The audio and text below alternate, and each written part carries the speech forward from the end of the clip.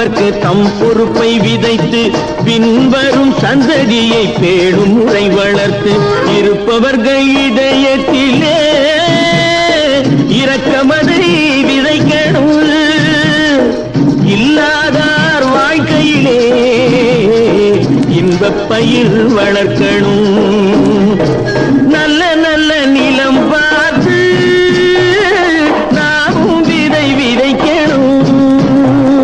நாட்டு மக்கள் மனங்களிலே நாணயத்தை வளர்க்கணும்.